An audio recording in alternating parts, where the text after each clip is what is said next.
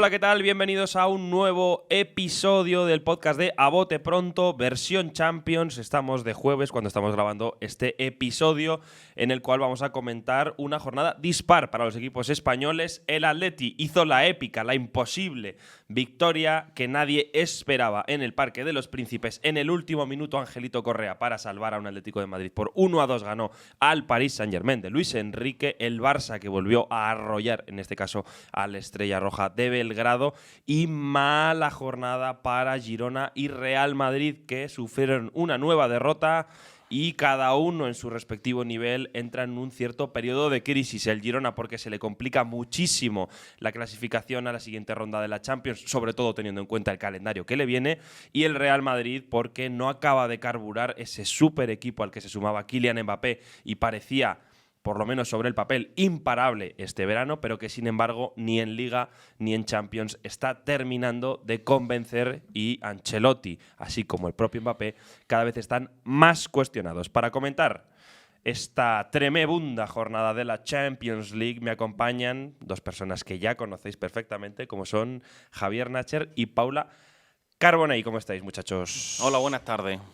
Muy bien, estoy muy bien. Son buenos días, técnicamente, cuando estamos hablando Eso de es esto, ¿no? verdad. Cuando lo están viendo en YouTube y Spotify, son tardes. O no. O no, o noches. La magia, ¿no? Qué rabia da cuando se comenta esto de los podcasts, de a saber cuándo estaréis escuchando esto, ¿no? Porque, en fin, la magia de… Bueno, sí, el podcast ya es una cosa… En fin, la modernidad, ¿no? ¿Cómo estáis? Era mi pregunta. Bien, bien, bien. Otra semana más, Juan. Buena semana, buenos partidos de Champions. Una Agridulce, semana pero- mes aquí con la Champions. Sí. Sorpresa. Ya, antes de nada, diré, ¿estamos recogiendo ya cable con el tema del formato? ¿O aquí en A Bote Pronto no nos bajamos de la burra todavía? Hombre, estamos Yo para he recoger sido cable. bastante, no antiformato, sino que yo pensaba que no iba a haber un gran cambio en el formato, que es lo que comentamos en alguno de los podcasts iniciales. Y no es verdad, está habiendo muchos cambios. O sea, la Champions está bastante irreconocible en esta fase de grupos. Tú decías que estás recogiendo cable, Paula. Sí, la verdad es que no me acuerdo qué dije en su momento, si me convencía o no, pero Bien. ahora ¿Qué tiritas acaba de poner Paula? No, dice, bueno, total. no sé qué dije, pero me convence. Sí, no, me está sorprendiendo además, porque no lo esperaba realmente, no pensaba que pudiese haber una fase de grupos tanto factor sorpresa, y lo cierto es que lo están habiendo y muy a favor de momento. Javier Nacher, tú eres más a veces, ¿no? Del burro de Juan Milatas has necesitado 12 jornadas para bajarte. Del de Vicente Moreno aún Del está de ahí, Vicente pero- Moreno unas cuantas también. Del de la Champions, ¿cómo vamos? Bien, bien, también a punto de bajar. Qué poco criterio tenemos. Estamos ya… Pero es una cualidad en la vida saber reconocer los errores y ya está. Fundamental, Y no pasa nada. fundamental. Ya está. Desde A Bote Pronto se reivindica el derecho a equivocarse y a cambiar de opinión. La Siempre. opinión del Juan Corellano de hace 2 años no representa al del actual. Ya y está. así hasta que me muera. Empezamos el podcast de hoy comentando un poco la gran sorpresa de la jornada de Champions para los equipos españoles, que fue la victoria del Atlético de Madrid en el Parque de los Príncipes. Como decíamos, un partido en el que, bueno, si uno lo ve y dice, pues si este partido se desarrollase 100 veces, probablemente el Atlético de Madrid solo ganaría una, que fue la de este miércoles, y así lo hizo. Un equipo colchonero que apenas tuvo ocasiones de gol, que apenas tuvo acercamientos, que claramente fue superado en juego, forma y estilo por el Paris Saint-Germain de Luis Enrique, pero el Paris Saint-Germain de Luis Enrique tiene menos gol que el Cádiz de la temporada pasada. Toma. Estos son factos. Toma. Estos son factos. Kolo Muani. El ratio de millones / goles de Kolo Muani tiene que ser de lo peor que se ha visto nunca en el fútbol mundial, y eso dejó la ventana abierta para que entrase por ahí un Atlético de Madrid que nunca se rinde, que siempre estuvo vivo en el partido, y ese es el error, dejarlo vivo en el partido Atlético de Madrid del Cholo Simeone, y en una victoria que recuerda a casi el cholismo de otra época, pues el equipo colchonero se va con una victoria que es, vamos, un colchón de confianza brutal que necesitaban después de unos resultados precisamente en Champions francamente malos, entre los cuales, por ejemplo, hubo una goleada del Benfica que dejaba los ánimos bajo mínimos. Sí, sobre todo por necesaria y porque es el típico partido que el Atlético de Madrid, por cómo se dieron las circunstancias, necesitaba la victoria, y es una gran noticia que la haya tenido. Un partido que para mí vimos a un Atlético bastante pasivo, bastante reactivo, priorizando más el estar encerrado, dejando que el PSG, bueno, pues tuviese esa idea clara de juego, de un poco de tocar. Y a partir de ahí, con un Oblak que se hizo muy fuerte y para mí fue el claro protagonista del partido, consiguió llevarse la victoria. Volvieron los protagonistas de siempre. Oblak con 8 paradas fue el mejor. Destacó también Antoine Griezmann, que cuando pudo marcó la diferencia. Se vio en el último gol de Correa como él es el que le da a la jugada la temporización necesaria, el pase preciso, ese plus diferencial de calidad en un partido que era muy complicado de jugar para un jugador como Antoine Griezmann, que destaca con balón. Volvió a aparecer también Correa, ese hombre clutch de los minutos finales, como si de la NBA se tratase. Y en definitiva, como decíamos, un cholismo que casi sabe a otra época. No sé cómo lo viste tú, Javier Nacher, el partido. Sí, ¿no? Un partido, bueno, con algún matiz de los últimos de Simeone, volviendo al 4-4-2, con Gallagher por la izquierda, una cosa así un poco extraña, pero que le acabó saliendo bien, más siendo un poco perro de presa y tapando por ese costado que generando juego, que probablemente sea donde es mejor Gallagher. Pero bueno, un Atlético de Madrid que yo creo que le sentó muy mal el gol al principio porque tenía unos minutos muy malos y al final un error muy grosero del Lenglet le acaba costando un gol casi ya infallable para el equipo de Luis Enrique. Pero es verdad que ese miedo que se podía generar de otra vez el Atleti en Champions empieza mal y va a ir a la deriva, se recompone súper rápido por una jugada un poco fortuita, pero se recompone muy rápido y a partir de ahí sí que yo creo que el Atleti crece mucho en el partido y empieza a ser un Atleti mucho más sólido, mucho más férreo, que no ataca mucho, no hace gran cosa en ataque, pero sí que se vale de esa épica con Oblak y de esa defensa un poco más cerrada en 4-4-2 para cuando puede darle un balón a Griezmann y dinamitar un ataque. Veía esta mañana en las posiciones medias del partido el futbolista que más estuvo, más adelantado, era Simeone, Simeone hijo, por supuesto. No vaya a ser. Hombre, Simeone padre se mueve mucho por la banda. Es verdad que hace muchos kilómetros. El mapa de calor de Simeone Increíble. Entrenador… bueno, es que claro, ayer era inevitable tener un ojo puesto en el partido y el otro en la banda, porque Sí. O sea, el nivel de locura que manejaban Simeone y Luis Enrique, que además no sé cuál era de los dos, uno de ellos se colaba todo el rato en el microambiente de Movistar y se escuchaba a un entrenador todo el rato gritarle cosas a los jugadores, pero intensos, desde luego, los entrenadores españoles. Y sí, como decías, 4-4-2. 4-4-2, sí. Y bueno, luego hablaremos, si queréis, un poco más en profundidad, pero lo del Cholito… creo que hay poca gente que le puede decir que está jugando porque es el hijo de su padre. Vamos, yo estoy absolutamente en desacuerdo con ese pensamiento. No, yo también. Yo creo que Simeone hijo está jugando porque ahora mismo en la plantilla del Atlético de Madrid ha demostrado que es el futbolista que aporta al equipo unas prestaciones más similares al lesionado Marcos Llorente. Sí. Cuando esté Llorente yo creo que jugará él, pero ahora mismo él es el más parecido en cuanto a juego, mucho más que Rorro Riquelme, mucho más que Julián tirado a banda o que otras variantes. Me encantaría también estar en la cabeza de Conor Gallagher para saber qué piensa ahora mismo de su llegada al Atlético de Madrid, un poco cómo lo está viviendo y diciendo, bueno, pues no sabía exactamente qué era esto a lo que venía. Bueno, tampoco estaría jugando en el Chelsea ahora, o sea… No, desde luego se va porque no cuentan con él, Claro. pero bueno, está haciendo un papel que a priori yo creo que no es en el que más destaca, pero como todos un poco tratando de adaptarse. 0 minutos, por cierto, de Alexander Sorloth,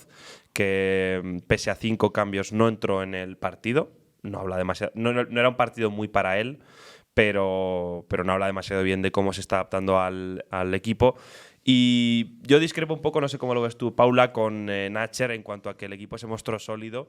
Yo creo que simplemente no le metieron gol porque el Paris Saint-Germain, insisto, tiene muy poco gol, tiene un problemón, ya lo dicen en la Liga, le ha pasado también en Champions, que por cierto, ahora veremos la clasificación, pero el Paris Saint-Germain está en problemitas. Sí. Y a mí me parece que es eso, pero el Atlético de Madrid concedió ocasiones más que de sobra para poder haber perdido el partido y por una diferencia amplia.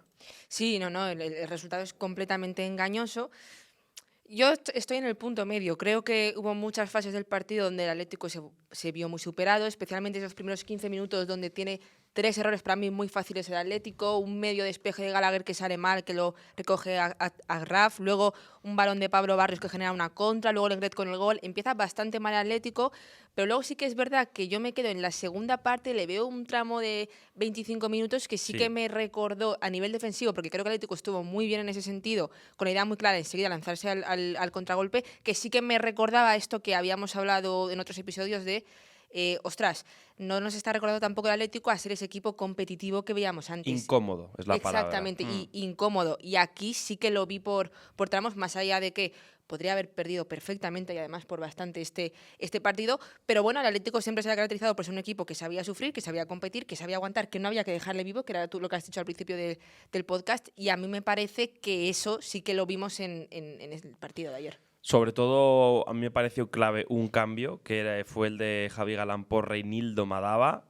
A Javi Galán le estaba haciendo un traje Dembélé. Bueno, Dembélé más Agraf. Me parece que era una banda muy complicada de defender, la más potente del Paris Saint-Germain, a nadie se le escapa.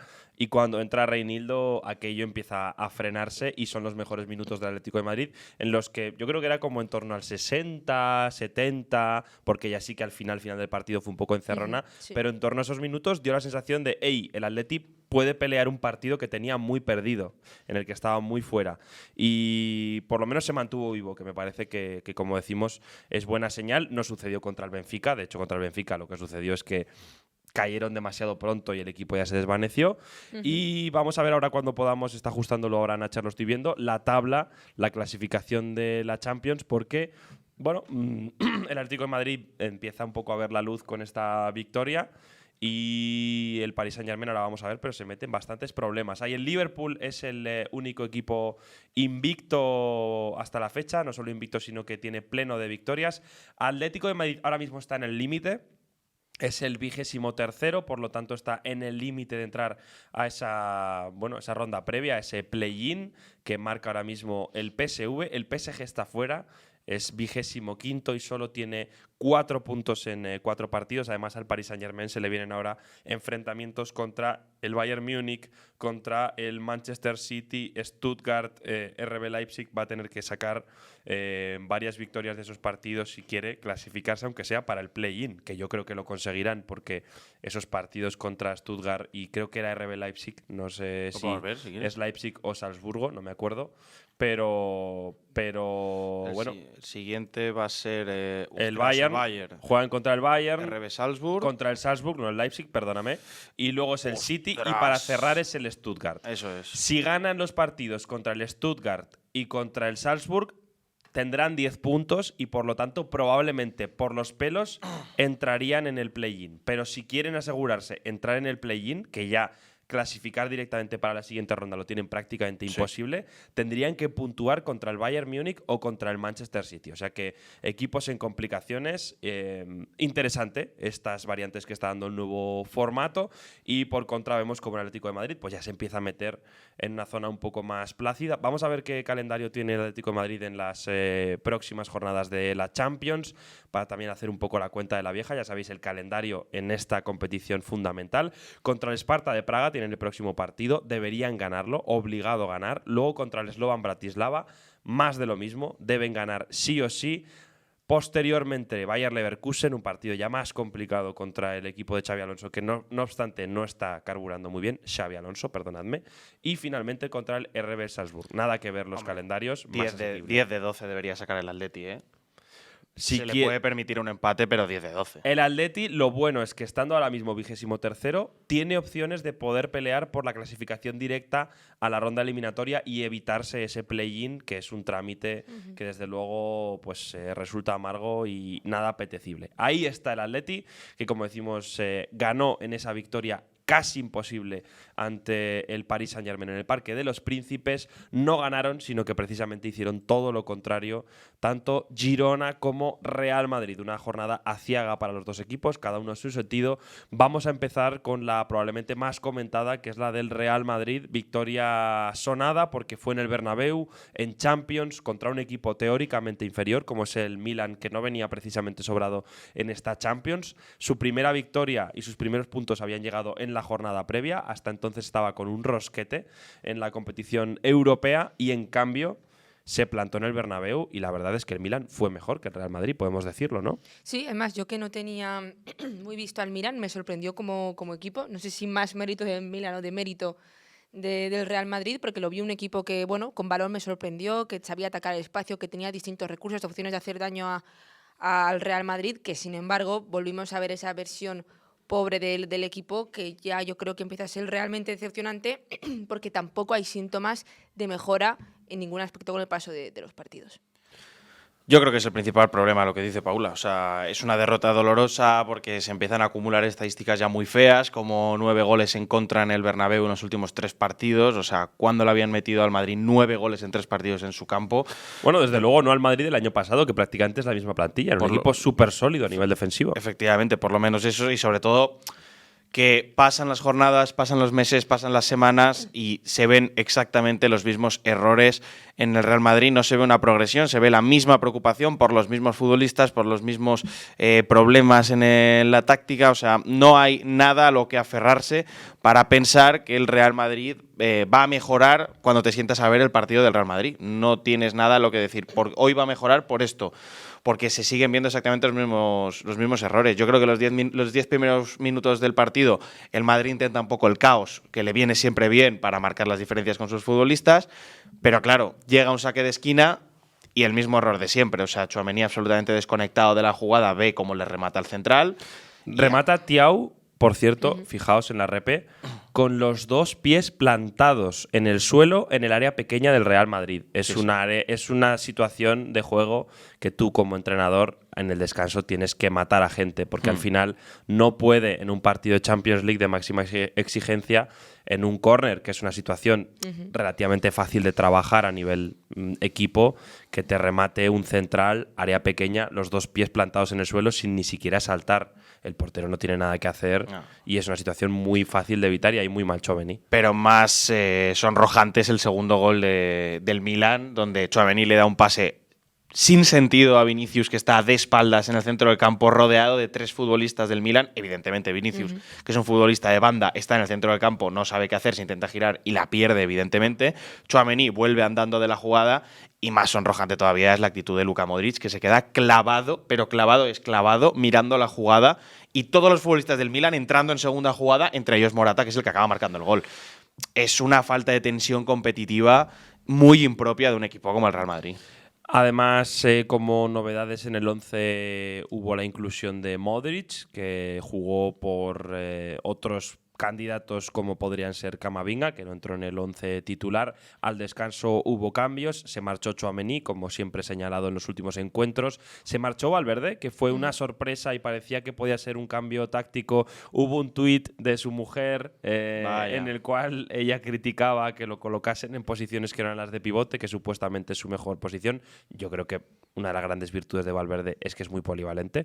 Pero bueno, dicho lo cual, Valverde parece ser también que se marchó por problemas físicos. De hecho, es duda para la próxima jornada porque tiene molestias en la espalda. Aún así, el Madrid no mejoró notablemente tampoco en la segunda parte. Si lo hizo fue por el nivel individual de Vinicius, que volvió a ser muy bueno pese a lo colectivo. De hecho, regaló 2 o 3 goles que el Madrid no supo meter, pero las tuvo para poder entrar en el partido. Y lo hablábamos el otro día, Paula, tomando un café tranquilamente, como el Real Madrid da la sensación de que es un problema, además de engranaje colectivo, de saber quién hace qué, porque explicaba muy bien Henry en el programa después Golazo cómo realmente es Bellingham el que está todo el rato picando la espalda de la defensa rival al espacio y no el 9. Mbappé, ¿no? Es un poco contra natura que el número 10 sea el que haga los desmarques en profundidad y no tu 9. Y hay un poco de confusión, solapamiento, entonces cuál es el rol de Mbappé. Y además, sobre todo, es un equipo que a nivel conectivo no funciona. Es muy poco compacto, dejó al Milan jugar mucho, no presiona bien tampoco a nivel colectivo, no hay esa activación, esa tensión defensiva. A mí, precisamente, lo que vimos de Bellingham, sí que es cierto que en el partido, fíjate que fue uno de los aspectos que me gustó, porque algo que había visto al Real Madrid, por ejemplo, en el partido contra el Barça, era que esos desmarques a la espalda de la defensa rival me parecían muy previsibles por parte de Mbappé y muy fáciles de defender, ¿no? Yo dije que, bueno, a mí me faltaba un poco más, mayor movimiento en segunda línea, intentar sorprender más al rival. Entonces, cuando se lo vi a Bellingham, es cierto que dije, bueno, creo que es algo distinto, es intentar recuperar algo que te funcionó la temporada pasada y que igual con ese factor puedes hacer algo diferencial. Pero el principal problema es que, si tú te fijas en Bellingham en los partidos del Real Madrid, está constantemente frustrado. Y aquí es algo que coincido, no sabe muy bien qué hacer. Acude a la base de la jugada, está entre líneas intentando ser un poco ese jugador que une, hace los desmarques a la defensa. No te puede hacer todo Bellingham. Y a mí ya un poco aquí... sobreactuando, ¿no? Porque es como que Bellingham quiere solucionar demasiadas cosas que no se solucionan desde lo individual, sino probablemente desde lo colectivo. Quiere presionar, pero va solo. Quiere sacar el balón jugado, quiere ser el que haga el desmarque. Y quizás ahí está un poco entorpeciendo a veces el funcionamiento colectivo del equipo, porque tienes que hacer lo que se supone que debes hacer, no lo que a ti te apetece. Y entonces muchas veces, quizás si haces el desmarque no lo puede hacer otro. Quizás si bajas a recibir no puede ir otro, ¿no? Sí, coincido con esto. A mí en el partido contra el Milan me pareció una opción que creo que favoreció al Madrid, o que al menos se podía sorprender, pero yo creo que el principal punto fue que tú tienes al final a Vinicius y a Mbappé en punta, y que hay que ya hablar abiertamente de que son dos jugadores que no se preocupan mínimamente por lo que es la presión del Real Madrid. Lo explicaba muy bien Álvaro Benito en el partido. Tengo a Mbappé y tengo a Vinicius que ni siquiera se molestan en esa presión al delantero rival. ¿Qué pasa? Que me giran el juego muy fácilmente, ¿no? Que el Milan empieza iniciando en izquierda y en un momento ya me han girado. Y ahí es uno de los principales problemas, porque no se puede permitir a Ancelotti tener dos futbolistas de 11 que no te defiendan ese tipo de jugadas. Luis Enrique, lo vimos en el documental, estaba como loco, entre comillas, ¿no? Por un poco que Mbappé se fuese del equipo, porque sabía que era la pieza que no defendía, y al final Real Que Madrid... le condicionaba el sistema, o sea, hacía que el Exactamente. sistema fuese otro, porque sabes que defiendes con 10, y en este caso el Madrid defiende con 9 todas las jugadas. Y si tú me dices que Vinicius y Mbappé están encontrando una racha goleadora espectacular que justifique el que ellos no lo hagan, porque oye, esto puede pasar, pues entonces te compro el argumento, pero no está pasando. Y ahí Ancelotti, bueno, entiendo que no va a sentar a Mbappé, porque supongo que eso podría suponer algo importante, pero el principal problema va por ahí. ¿Tú cómo lo ves, Nacher? Es que yo creo que Vinicius sí está en esa racha. O sea, yo creo que Vinicius sí está en ese momento Yo en el estoy que de acuerdo con eso. sí que es el futbolista que realmente marca la diferencia, el único que se aferra al Real Madrid. Literalmente, cuando marcó Thiago el gol, balones a Vinicius y Vinicius te provoca un penalti que solo un futbolista como Vinicius te saca ese penalti de ahí, con una jugada que estaba prácticamente ya perdida. Entonces, yo creo que sí, de esos dos futbolistas, sí que hay uno que se me entienda, entre comillas, se merece no presionar y guardar esos esfuerzos para luego generar lo que genera. El problema es que, es lo que dice Paula, tiene dos futbolistas que no están activándose en la presión, y claro, ahí es el problema de ¿qué puede hacer Ancelotti? No puede sentar a Mbappé, es imposible. O sea, no lo va a hacer, es imposible. ¿Qué puede hacer? Pues lo que estamos viendo a Ancelotti, que se está volviendo loco cambiando 40 cosas. Cada alineación del Madrid es una novedad respecto a la semana anterior, y no dan la tecla. No puedes sentar a ninguno de los dos. A nivel de jerarquía, a nivel de estructura de club, no puedes hacerlo. Entonces, tiene un marrón muy importante Ancelotti, del que ya veremos si sale vivo de este marrón. Bueno, ahora mismo está más cuestionado que nunca. Esto es evidente. Los resultados en Champions, que es la competición fetiche del Real Madrid, no han sido nada buenos. Recordemos que gana el primer partido contra el Stuttgart con una remontada en los minutos finales, porque también se le complicó ese partido inicial. Luego pierde contra el Lille fuera de casa. Gana de nuevo en el Bernabéu contra el Borussia Dortmund en otra remontada épica que empezó muy mal, con un primer tiempo de los peores que se recuerdan esta temporada. Y finalmente acaba cayendo de nuevo en casa en el Bernabéu contra el Milan en este último partido que comentábamos. Ahora se le viene en Champions próximamente el Liverpool, que, ojo, va como un pepino, es líder de la Champions, pleno de victorias y líder de la Premier League. Luego el Atalanta, que ya demostró en Supercopa que es un equipo incómodo al que no se lo va a poner fácil el Real Madrid. Que no ha encajado ningún gol en los 4 partidos, el Atalanta. Y finalmente 2 partidos, entre comillas, un poco más sencillos, que sería el RB Salzburg y el Brest, que bueno, es a priori sencillo, pero que de momento está yendo muy bien, aunque es verdad que tiene un calendario un poco más asequible que otros equipos en Champions. Así que bueno, yo creo que ese partido contra el Liverpool, un test interesante contra un primer espada de Europa que está jugando a un muy buen nivel, para ver un poco el Real Madrid, bueno, pues en qué punto está. Yo comentaba antes lo de Henry, también destaco otra cosa que decía él como 9. Él comentaba que Mbappé tiene que aprender a jugar como un 9, precisamente para no solaparse tanto con Vinicius, y parte de jugar como un 9 también tiene que ver con la presión. Por ejemplo, Rafinha, que está jugando muy bien a nivel ofensivo, también es muy bueno a nivel defensivo, es muy bueno en la presión. Una comparativa fundamental que hago con el Barça y el Real Madrid en este inicio de temporada es que cuando el Real Madrid, el poseedor de balón, mira alrededor, ve a un montón de gente parada, y en el Barça, cuando el poseedor de balón mira alrededor, de repente hay un tipo que se acerca al pase en corto, otro que hace un desmarque en profundidad, el de la banda que hace un desmarque en diagonal, el lateral que dobla al extremo para ganar la profundidad. O sea, está todo el mundo con una hiperactividad brutal moviéndose constantemente, ¿no? Y el Madrid le ve un equipo que a nivel colectivo, ya digo, es muy estático, y probablemente porque hay mucha gente que no sabe muy bien qué es lo que tiene que hacer. Así que es un reto para Ancelotti, que está muy cuestionado. Crédito de sobra tiene para por lo menos que se le dé la oportunidad de intentar darle la vuelta a esta situación, pero ya sabemos que en el Madrid la exigencia es máxima, y en estos partidos próximos, si de repente llegas a Anfield y te pegan otra barrida, pues el cuestionamiento del técnico italiano no va a hacer más que crecer. No está cuestionado el entrenador del Girona, Michel, pero sí un poco el rendimiento colectivo de un equipo que durante esta Champions había sufrido varapalos, derrotas, partidos que quizás injustamente había perdido y que podría haber sacado. Pero esta es la primera vez en toda esta Champions que el Girona se ve superado con todas las palabras y con todas las letras contra un rival. El PSV barrió al Girona, le pasó por encima, un Girona repleto de bajas, que literalmente colocó en el 11 titular lo que tiene, un banquillo lleno de juveniles. De hecho, Michel tuvo que hacer algún cambio obligado por la normativa de UEFA que te impide que juegues un partido con menos de 7 futbolistas del primer equipo. O sea, ese es el nivel. El Girona está teniendo que subir a juveniles que deberían estar jugando la Youth League y están jugando la Champions League, pero aun con todo se vio que primero el PSV es un señor equipo.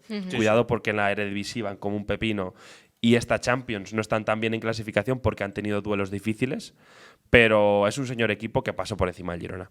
Sí, y sobre todo las sensaciones al ver el partido del Girona. Fue un partido muy pobre. Yo creo que hacía tiempo que no veíamos un partido, sobre todo a nivel defensivo, de este calibre por parte del Girona. Decía Michel siempre la idea de que la Champions había que disfrutarla, sobre todo que era un reto bonito.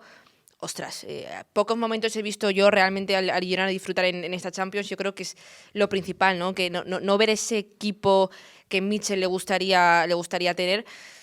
Sí que es verdad que tú analizas los goles y claro, el primer gol del PSV te llega de un saque de banda directo, un balón al área que te rematan, que te anoten un gol. Dicho lo cual, después de como 7 ocasiones del PSV en 10 minutos, o sea, que era la 10ª ya. El segundo gol todo el rato, el PSV por fuera, a través de los extremos. David López llega tarde, yo creo, a intentar hacer la cobertura cuando ya supera a Arnau, le dejas que entre al área, nadie salta, dispara y gol. Muy pobre, la verdad, la imagen del Girona todo el partido. Un PSV que además fue muy inteligente porque está teniendo muchos problemas Michel en salida de balón. Durante toda la temporada le planteó 1 para 1 en esa salida de balón, apretar ahí, forzar el error, y también le funcionó. Entonces, poquita cosa de Michel, aunque es verdad que está teniendo muchas bajas, pero me cuesta encontrar una racha positiva para este Girona, ¿no? Cuando parece que el equipo carbura, llega a la Champions, pierdes, llega a Liga y no acaba de ser ese equipo que yo creo esperado, porque el salto de calidad de la temporada pasada a esta, yo creo que ya podemos decir que ha bajado considerablemente. No tiene un punta, Abel Ruiz no es la solución, Miovski no está carburando, hay muchas cosas que no acaban de funcionar. Hay que decir que Abel Ruiz también ha pasado por lesión últimamente, no ha podido jugar con tanta continuidad, pero estamos todos de acuerdo en que en general pues no está siendo desde luego un nivel similar el del Girona, un nivel que esperábamos. Estaba que iba a cambiar la cosa porque han perdido a gente muy importante para el equipo la temporada pasada, pero bueno, el bajón ha sido claro y notorio, al cual si además le sumas las lesiones pues se convierte en algo prácticamente inasequible. La realidad es que el PSV, equipos como el PSV ahora mismo están a otro nivel.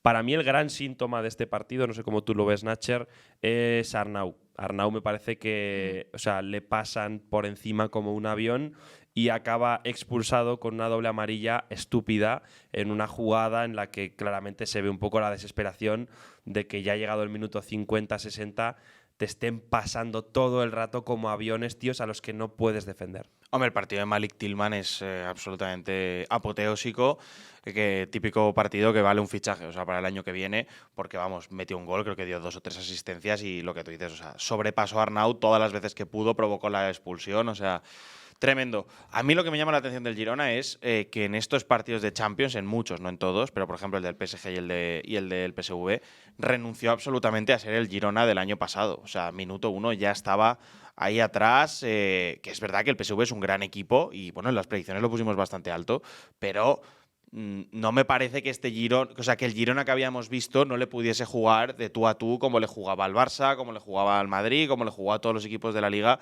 el año pasado. Me parece que tenía mucho más que ganar ahí el Girona que como estuvo, o sea, es que es lo que decíais, le pasaban por encima como aviones. Y bueno, yo por ejemplo sí que escuché a alguien que decía, es verdad que qué lástima la ocasión de Miovski en el minuto 8, que podría haber cambiado el partido, que es una ocasión clarísima en el área pequeña. Viendo los goles de después, el PSV lo remontaba seguro. O sea, es que eran aviones, pero es que fueron 4 goles, 25 tiros, 12 a puerta. La que falló de Jong, pase de la muerte sin portero que la tira al palo. Les anulan un gol por milímetros. Es que les hubieran pasado por encima. Yo entiendo que también habrá un punto de cansancio en el Girona, por lo que decimos que tienen 13 jugadores sanos ahora mismo del primer equipo y no es prácticamente el mismo 11 que alineó el otro día en Liga hace 3 días. Entonces tiene que haber un punto también ahí de que no puede más el equipo. Selvi, el chico del filial, está jugando bien, pero claro, es un chico que juega en tercera federación, o sea, y está teniendo que tirar de él porque no tiene más, porque Oriol Romeu tiene que jugar de 30 minutos en 30 minutos y no tiene más futbolistas. Bueno, se le junta todo al Girona y se le ven mucho las costuras al equipo. Yo diré que por tratar de sacar algo positivo de todo esto, si mirábamos el 11 del Girona, realmente de futbolistas habituales que estuvieron el año pasado, prácticamente hay Gazzaniga, David López, Dalí Blin, Yangel y Miguel Gutiérrez fuera de posición y ya está. O sea, 4 o 5 futbolistas que forman parte del 11. Todos los demás son nuevos o del filial o gente que no era habitual en la temporada pasada y claramente eso al funcionamiento colectivo de un equipo se nota. Es decir, es muy difícil que juegues igual de atrevido con los automatismos del año pasado, que eras un equipo súper trabajado, porque es que el equipo es otro, ha cambiado por completo. Más otra cosa, la realidad del Girona ha cambiado. La realidad es que ahora eres uno de los peores equipos de la Champions. Lo cual no habla mal de ti, habla de que la Champions es ya otra cosa y otro nivel. Por lo tanto, el partido del PSV para mí es de sacar pocas conclusiones. Te enfrentas a un equipo que es muchísimo mejor que tú y haces lo que puedes. Te puedes llevar una goleada menor, pero me parece que no hay color. Es decir, es un equipo al que hoy en día es muy difícil que le puedas competir. Pero creo que no hay nada mucho más allá. Es decir, luego no creo que el Girona sea un mal equipo como para plantearse pelear por Europa en Liga. Yo creo que en Liga perfectamente lo puede hacer y no hay que caer en desánimos. Pero ahora mismo pues estás lejos del nivel de la Champions. Es la realidad. Dicho lo cual, pasamos al último partido de esta jornada, que fue el del Barça contra el Estrella Roja de Belgrado. 2-5 en un partido que resumía muy bien antes Javier Nacher en un mensaje interno en nuestro grupo, que comentabas, nada nuevo bajo el sol de Hansi Flick. Yo creo que es un poco el tema, ¿no? Es un poco lo que está pasando, o sea, literalmente el mismo partido. La única nota diferente o negativa yo creo que fue, no negativa porque es un chaval, pero se vio que, por ejemplo, Gerard Domínguez, creo que es el nombre… Gerard Martín. O Martín. ¿Es Gerard Martín? Martín. Sí, es que me confundo con el otro. Es que Domínguez hay otro que juega en defensa que es Domínguez de apellido. Pero Gerard Martín sí que, por ejemplo, en el segundo gol, creo que es, o el primero del Estrella Roja, se nota que no tiene tan trabajada esa forma de tirar la línea, porque estaban justo literalmente los otros 3 de la defensa saliendo y él se quedó un pelín anclado. Pasó con Héctor Ford contra el Español la jornada pasada. O sea, cuando se cae alguno de los titulares, en los laterales el salto es grande. Claro, pero es lo único literalmente malo, porque realmente luego el Estrella Roja lo intentó de nuevo jugar esa carta y ya no le salió. Y el Barça vivió en campo rival. Unos primeros minutos un poco, bueno, donde el Estrella Roja quiso sacar un poco de pecho y jugando en casa, un equipo europeo y tal, pero al final se acabó desarbolando y un partido estratosférico de Koundé con 3 asistencias, que es increíble. O sea, ya nos hemos acostumbrado, pero es que este tío hace un año y medio era central, o sea, y está dando asistencias en línea de fondo con pases al pie precisos, tensos y de remate al primer toque. O sea, me parece que no tiene sentido. Rafinha sigue a lo suyo con un golazo, pase a la red desde fuera del área. Es que es literalmente lo mismo de siempre. Hablemos de Koundé, ¿eh? Sí, sí. Koundé no sé si quiere ser lateral. Yo ya empiezo a tener la duda, porque ayer se le atisbó una sonrisa. Yo creo que ya quiere ser. Hombre, claro.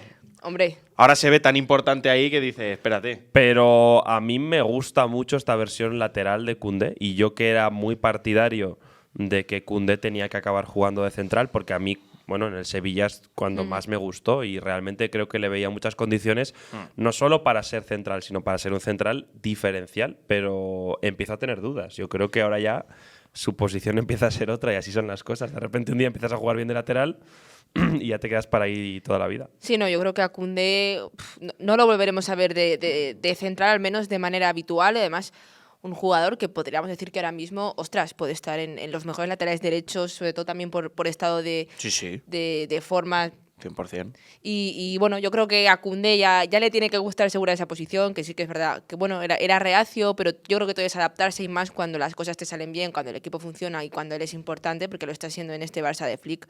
Pues yo creo que esta versión de Koundé ya ha llegado para quedarse en ese lateral derecho.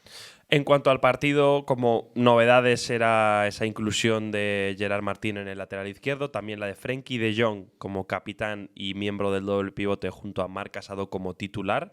Se quedó en el banquillo Fermín, que luego saldría como suplente para marcar un gol y dejar un par de ocasiones claras, pero esta fue la alineación titular del Fútbol Club Barcelona. Como decíais, destacado papel de Rafinha, que sigue pues de dulce de cara a portería, marcando muchos goles, siendo súper productivo, como lo está siendo también, por supuesto, el caso de Robert Lewandowski, un futbolista que está de dulce. Todo lo que decíamos antes de Mbappé, ¿no? Sobre que tiene que aprender a comportarse más como un 9 para que el equipo tenga más esa presencia de un delantero que fije centrales, que se mueva a la espalda de los defensas, que sea una amenaza constante, ¿no? Yo creo que precisamente los goles que marca Lewandowski en este partido, que uno es un rechace muy de delantero, muy de saber dónde estar, de apurar la línea, de no caer en fuera de juego, que es algo que se le criticó mucho a Mbappé con el partido contra el Barça. Pues bueno, me parece un rendimiento muy bueno del Barça. Mi única pregunta aquí, Paula, que no sé si es un poco apresurado, es si este nivel del Barça es sostenible a nivel físico durante toda la temporada. Es la gran incógnita que solo el tiempo responderá, ¿no? Yo creo que la buena noticia aquí para Flick es que los jugadores que estaban lesionados ya están volviendo y que si echamos un vistazo al banquillo, a las opciones, sobre todo en el centro del campo, tienen mucha opción de rotación ahí Flick para recurrir. Entonces, yo creo que lo bueno es que cuando igual el equipo en ciertos momentos físicamente no aguante o algún jugador baje de forma, que lo lógico es que vaya a pasar porque partimos de un punto muy elevado, Flick yo creo que sabe que tiene esas opciones. Tienes a Gavi ya recuperado, a Frenkie de Jong, que lo vimos ayer de nuevo. Entonces, a Dani Olmo, por ejemplo, que fue suplente, hay mucho nivel ahí que yo creo que Flick no debería estar tan preocupado en si físicamente el equipo no aguanta. Tiene lesionados, también Ferran, por ejemplo, que empezó jugando, sigue lesionado. Tiene que recuperar a Christensen, Araujo, o sea… No sé si quieren recuperar a Christensen. Esto es verdad, porque esto es verdad. Ya sabéis que Christensen hasta el 1 de enero no puede jugar. El tema de la inscripción de Olmo se hizo por la baja de larga duración de Christensen, que parecía que iba para corta y luego fue para larga duración, pero cuando vuelva, Dani Olmo se queda sin inscribir. No, bueno, no es del todo así. Lo explicó el… Joder, siempre se me olvida. Es Javi Gómez, el de la Liga. Es que siempre se me olvida el apellido, macho. Que no es del todo así, sino que ese dinero que, digamos, como que se le presta para la inscripción de Dani Olmo de Christensen, si Christensen vuelve antes, que puede volver antes del 1 de enero, digamos que luego se le acumula al Barça y lo tiene que devolver al final de la temporada. O sea, sería un problema más económico que deportivo para el Fútbol Club Barcelona. Pero que, no obstante, el Barça esperaba regularizar su situación financiera durante este otoño-invierno con la renovación de Nike y con alguna otra operación, que estamos en noviembre y todavía no se ha noticias. dado. Así que no os extrañéis si en diciembre, enero volvemos a hablar otra vez de palancas, etcétera, etcétera, etcétera. Pero bueno, como decía Paula, alternativas tiene el FC Barcelona en el banquillo. Veremos si este nivel físico es sostenible. Yo creo que es una pregunta interesante porque es un estilo de juego que, aunque es muy gegenpressing alemán, que ya hemos visto en otros equipos como Klopp y similares, tiene sus matices con el rollo de la defensa adelantada, que es marca de la casa. Hubo otra vez goles anulados en contra para el Estrella Roja por esa línea tan adelantada del Barça, pero creo que como es un modelo, entre comillas, medio nuevo, pues está por ver cómo aguanta durante toda una temporada. Creo que es curioso. Y por cierto, también una nota curiosa, precisamente, valga la redundancia, del partido, fue la cara de Pau Cubarsí, que se la dejaron hecha un cromito. Ahí la veis, buena brecha que lleva en la barbilla el bueno de Cubarsí. 10 puntos de sutura. 10 puntos de sutura y una marca. Hay que darse Rosa Mosqueta. aceite de rosa mosqueta, Pau, ¿vale? Que eso va fino para las cicatrices. Tío guapo, Cubarsí. Sí. Tío guapo, sí. Hombre. No sé. ¿Nos parece guapo? No mucho. Parece un poco cara NPC, entonces. Cara de pez. muy niño, ¿no? O sea, es como. Bueno, que tiene no sé, 17, 18, tiene. guapo me parece. Paula quiere decir algo. Me parece Koundé. Pero es que ¿qué edad tiene Cubarsí? En plan, Eso, 18 creo que tiene. Claro, lo que has dicho prácticamente es ilegal. Claro. O sea, lo que has dicho es ilegal. Prácticamente, Vamos es un a ver, menor. Vamos a ver. O sea, policía. Nunca habéis dicho este niño qué guapo es cuando tiene 3 años. O sea, por favor. Claro, Tiene pero- cara guapa. Pero, hay un por matiz favor. muy distinto. Pero lo debes De dejar verdad. de decir a partir de los 6 Nah, hasta increíble. los 18. Muy de increíble. acuerdo. O sea, es Una zona. zona pantanosa, por Nah, así se decirlo. me quiere cancelar en este producto Bueno, ya está, que audiovisual. estábamos ya está. comentando que al final, oye, que le han dejado la cara hecha un cromo al chaval, pero. Está, pero en míralo. está en el chat diciéndose de lo de Koundé guapo, ¿eh? Increíble. Oye. Que hay gustos para todos y es que es subjetivo. Koundé, no, me parece que es mucho más objetivamente guapo que Cubarsí. Bueno. Oye, ahí lo dejamos. Nada, me han En los cancelado. comentarios nos decís vosotros quién os parece más guapo, si Koundé o Cubarsí, no pasa nada. El Barça, como decimos, ganó otro partido por goleada. Ya se ha perdido la cuenta un poco de cuántos son los goles que llevan en los últimos encuentros, pero todos los partidos lo ganan por 3, 4, 5 goles a favor. Y está la pregunta de si el Barça ahora mismo es el mejor equipo, o el equipo, mejor dicho, más en forma de Europa, con un Bayern que ha dejado dudas en la Champions, con un City que ha perdido 3 partidos en las diferentes competiciones de manera consecutiva. Pues probablemente quizás el Barça esté ahí arriba junto con El no sé, Liverpool, sí, ¿no? quizás Puede el ser. Liverpool podría ser otro candidato. Perdió el Aston Villa, por cierto, que también venía Pero ¿visteis por qué perdió? contra el Brujas. Es que Juan Pero no la- lo vio. la acción Juan de- no lo ha visto. ostras, Espera. Hoy creo que me da tiempo, ¿eh? Pierde Oy, Juan oy, oy, de oy. penalti por una acción de Tyron Mings, que no se le ocurre otra cosa que dentro del área coger un balón con las manos porque se pensaba que el juego no había iniciado. El Oh, bueno, yeah. el bueno de Tirón Mings, ¿eh? Bueno, Emery lo puso en rueda de prensa. Al Lo pobre pongo, lo Tyron pongo. Mings. Sí. Ostras. A ver, Tyron Mings, he de decir que tiene buenas condiciones. Esto hizo y penalti. No.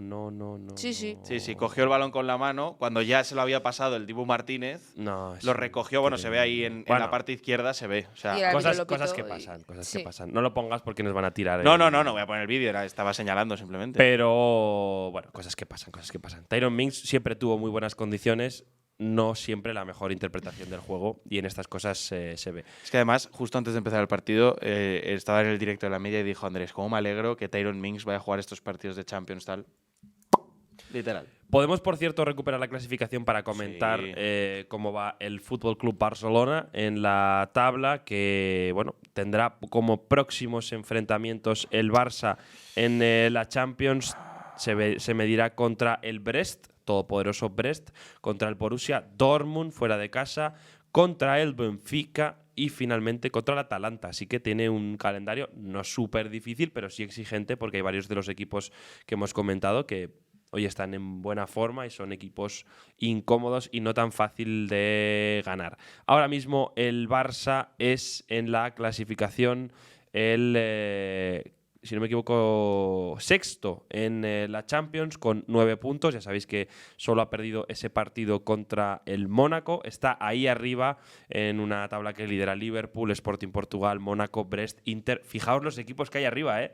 O sea, ninguno de los grandes. Hay muchos pasando apuros. También la Juve, por ejemplo, que volvió a pinchar el otro día. Es el caso también del City, del Real Madrid. En fin, muchos equipos grandes que ahora mismo tendrían que, de manera obligada, jugar esa fase de play-in. Así que bien por este nuevo formato de la Champions, que bueno, pues nos trae más sorpresas de las que esperábamos. Un formato de la Champions que debatimos en su momento en la sección del barro. Sí. Y hoy os traigo yo una cosita para el barro, chicos. ¿Hoy traes tú algo? Hoy traigo yo una cosita para el barro Miedo me que da, está de sí. actualidad y que creo que va a haber bastante consenso, pero me apetece comentar. Así que cuando quieras, Nacher, vamos para allá. Vamos al barro. Sección de debate, bienvenidos al barro para comentar cuestiones, debates, tertulias, en fin, polémicas, incluso acaso alguna vez. Vamos a hablar en este caso de jugar partiditos de liga fuera de España. Hoy va. Se ha comentado mucho estos días la opción de que este mismo diciembre se jugase un Atlético de Madrid Fútbol Club Barcelona en Estados Unidos, concretamente en Miami. Y finalmente, pues como es obvio, no se ha podido jugar porque los plazos corrían mucha prisa. Resumiendo muy mucho, para el que venga de Marte y no se haya enterado, esta es una cosa con la que desde la Liga, concretamente Javier Tebas, llevan empujando mucho y dando la turra súper fuerte un montón de años.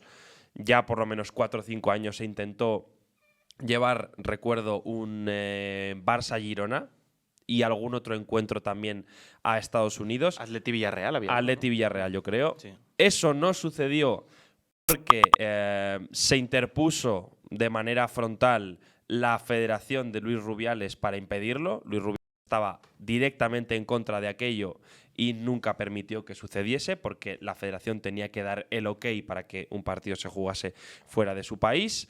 También había bastante resistencia por parte de la Federación Estadounidense de Fútbol, que tiene que aprobar que un partido se juegue en su suelo, y no lo veía del todo claro, porque al final entiendo que es algo que puede perjudicar a la MLS como producto, como Liga Nacional, y aquello se paró. Pero ha vuelto a revivirse durante varias ocasiones. Y ahora ha cambiado un poco la película porque la Federación, descabezada desde la marcha de Luis Rubiales por aquel caso polémico con Jenny Hermoso, no tiene presidente. A priori era Pedro Rocha, pero ahora está suspendido, pero va a haber elecciones, pero a ver cuándo hay elecciones, pero que no hay presidente. Y en este descabezamiento, Pedro Rocha, cuando fue presidente, los pocos meses que lo fue, se acercó de manera decidida a la Liga y un poco acercó posturas con una institución que siempre había estado, digamos, con la que siempre había estado a la gresca. Entonces ahora mismo Federación y la Liga se vuelven a caer bien, vuelven a estar de buenas. Buena onda. Y parece ser que todo el mundo está de acuerdo. Es decir, si el día de mañana se jugase un partido en Estados Unidos, que sepáis que es responsabilidad colectiva de la Liga, que lleva con esto insistiendo mucho tiempo, la Federación, que está dando su aprobación, y los propios clubes, que tanto el Atlético de Madrid como el Fútbol Club Barcelona están interesados por la pasta, a nadie se le escapa, que se juegue allí porque se llevarían un buen pellizco. Si se paga mucho dinero por un amistoso en el que juegan todos jugadores del filial, no os puedo contar lo que se pagará por un partido en el que jueguen futbolistas del primer equipo jugándose cosas importantes en Liga. A mí, ya lo digo de antemano, me parece una aberración que nos van a acabar colando sí o sí. Yo no tengo una opinión demasiado formada. Sí que entiendo que si, por ejemplo, a Atlético de Madrid y Villarreal, por decir el caso que hablábamos antes, les dan 20 millones de euros por irse a jugar un partido y se reparten 10 y 10, entiendo perfectamente que se vayan. O sea, no creo que haya mucho debate sobre ello. O sea, por un partido, 10 millones de euros cada uno, te quiero decir, estás pagando a precio de oro ese partido. No creo que se llegue a esas cifras. Y evidentemente por el aficionado que paga su abono cada año paga por ese tipo de partidos, literalmente. Pero bueno, también hay luego mucha gente que paga su abono y ese tipo de partidos los vende para financiarse el abono entero. O sea, ahí cada uno es libre. Creo que no hay una solución o una opinión que sea generalmente la buena. O sea, entiendo a la gente que está radicalmente en contra y entiendo a la gente que dice, si a mi equipo le dan ese dinero para un partido, a mí no me importa porque ese dinero va a hacer que mi equipo crezca más. Paula. No, a mí me parece una vergüenza. O sea, si yo me pongo en el papel de lo que es ser aficionada de un equipo, pero una vergüenza mayúscula, ¿no? Luego llega verano, sacamos campaña de abono 5 minutitos un vídeo emotivo y queremos que luego los aficionados respondan. No sé, a mí me parece que cada vez más, y tendré igual una visión muy romántica de lo que es el fútbol, se está perdiendo el foco de lo que realmente es este deporte y más allá de que sea un negocio, a mí llegar a estos puntos, ostras, yo pago mi pase de la temporada y llega X partido y se lo quieren llevar fuera, pues lo siento mucho, ¿no? Luego no hay descuento posible o cualquier solución del club. A mí me parece que es olvidar realmente la gente que sustenta esos clubes, más allá de que sea un negocio y que puedas recibir no sé cuánto dinero, no sé. A mí me parece que es desprestigiar bastante lo que es el aficionado de un equipo. ¿Cuándo fue la última vez que un club se preocupó por sus aficionados? Bueno, pero eso no Si quita es que haya hace que años criticarlo. ya que esto… pero, si hasta en Inglaterra los dueños de la Premier muchos se querían ir a la Superliga. Si es que, te quiero decir, si es que ya está perdido hasta el último bastión del romanticismo. Mi problema con esto es la tremenda hipocresía y las formas. Ahí. Además del fondo, las formas. Eso por supuesto. Porque yo con el fondo no estoy en absoluto de acuerdo, porque eso lo desmonto fácil, que es ¿para qué demonios necesitan los clubes más dinero?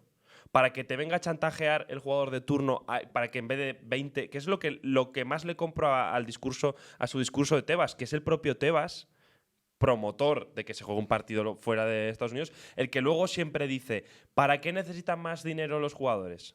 ¿Para comprarse 20 Ferraris en vez de 10? Pues aquí vas a provocar eso. ¿Para qué? Si es que siempre estamos con el debate de que el fútbol necesita más dinero. Ya tiene suficiente. Lo que necesita es gestionar mejor lo que tiene.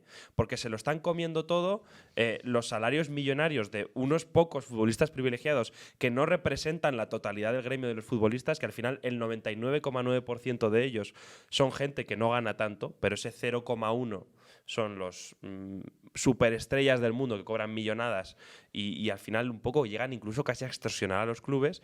Pero dicho eso, las formas tampoco me parecen buenas. Es decir, ¿cómo que de repente a mitad de temporada se empiezan a conchavar la Liga, la Federación, el Atlético de Madrid y el Barça para mover un partido que ya tiene fecha fuera de España? ¿Qué pasa con la gente que ha comprado entradas? ¿Qué pasa con la gente que ha comprado abonos? Eso pasa un montón en la Liga, que se hacen cambios de última hora sin avisar a nadie y de repente un montón de gente que había reservado viajes, billetes, entradas, se queda con el culo al aire. Me parece que es un desprecio constante a un tipo de fan, que es el fan presencial, que cada vez van a perder más en el fútbol, porque como lo desprecian constantemente, va a haber un punto en el que va a decir, oye, pues que os zurzan y yo ya dejo de ir al campo, porque al final solo os preocupáis por el que está en la tele, solo os preocupáis por el que está en otros países, pero yo, que voy aquí, que llevo siendo abonado de 30 años, os importa un pepino. Pero es que eso lleva pasando, o sea, me parece que no es nuevo, o sea, lleva pasando. No es nuevo, pero… Desde los horarios ahora de 2 a 11 de la noche, que hay mucha gente, vamos, yo ha habido un montón de partidos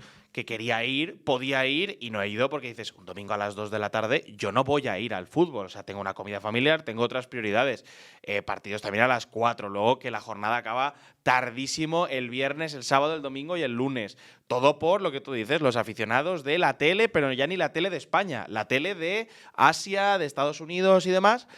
El espectáculo cada vez va a ser peor dentro de los estadios y el consumo va a ser insufrible en la televisión. O sea, al final lo que está haciendo es lo que tú decías, cada vez el espectáculo es peor y cada vez lo va a consumir peor. Acordaros de los partidos en pandemia, con los estadios vacíos. Eran una mierda. Claro, es que o sea, hablando claro, eran muy malos esos partidos el como fútbol producto televisivo. necesita al aficionado presencial, pero lo desprecia constantemente. Entonces habrá un punto en el que se irá. No ya, pero yo creo que dan por hecho que nunca se va a ir. Porque siguen subiendo los precios, siguen no es maltratándolos y no se van. Pero verdad. habrá un punto en el que se irán. Habrá un punto en el que se irán. Y al final, a mí me parece un atropello y sobre todo las formas. Oye, si ya has pactado que la temporada va a ser así y que hay una fecha y que hay un sitio para que se juegue ese partido, lo mantienes. Y ya si quieres hacer eso, háblalo para la temporada que viene. Pero no puede ser que con un mes y medio de previsión intentes a la gente colarlo. No, es que fletaremos aviones. Pero ¿no os dais cuenta de la insensatez que es fletar aviones desde España para ver partidos de fútbol español en Estados Unidos para que puedan ir aficionados de España? Pero que es una liga doméstica nacional. ¿Qué sentido tiene? Exacto, ¿qué sentido tiene que si el fuese aficionado… otro país como Arabia Saudí, como es el caso de la Superliga, o sea, de la Superliga, de la Supercopa, estaría todo el mundo bufando. Sí. Pero como es Estados Unidos, nadie dice ni mu. Pero realmente es lo mismo. Pasó con Qatar, que Qatar en el Mundial tuvieron que regalarle a la gente entradas y dejarles entrar gratis a los estadios porque no había ni Perry en un Mundial. No había ni Perry en los estadios. Y en esto va a pasar lo mismo. A la gente de Miami le chupa un pie a mucha gente el fútbol español. Y en fin, no sé. Yo. Y sobre todo que si te vas a Estados Unidos es precisamente para que la gente de Estados Unidos vea el partido, no para que los de Madrid se vayan a Estados Unidos a ver el partido. Sí, eso no tiene ningún sentido. Es de verdad que me Pero parece es que sin tampoco te lo llevas sentido. para que la gente de Estados Unidos vea el partido. O sea, te lo llevas por dinero y ya está. No, pero Tampoco hombre, es por, no, sí, pero para el que la- ticket que cobras Hombre. allí es infinitamente Claro, mayor que el que cobras ticket, aquí. Las, las empresas que puedan patrocinar, Correcto. etcétera. Pero es que estamos en las mismas de siempre. Y yo creo que el fútbol no necesita ganar muchísimo más dinero. Necesita gestionar mejor lo que tiene. Esa es mi opinión. En fin, hasta aquí el tema del barro. Os esperamos en comentarios para que nos digáis qué opináis de esta posibilidad, más también que nos dejéis posibles temas de debate para futuros episodios. Hasta aquí el podcast de hoy de la Champions. Volvemos, como siempre, el lunes a las 11:30 en directo en Twitch, luego en diferido en todas vuestras plataformas preferidas: YouTube, Spotify, Apple Podcasts, iVoox, etcétera, etcétera, etcétera. Nos vemos. Chao.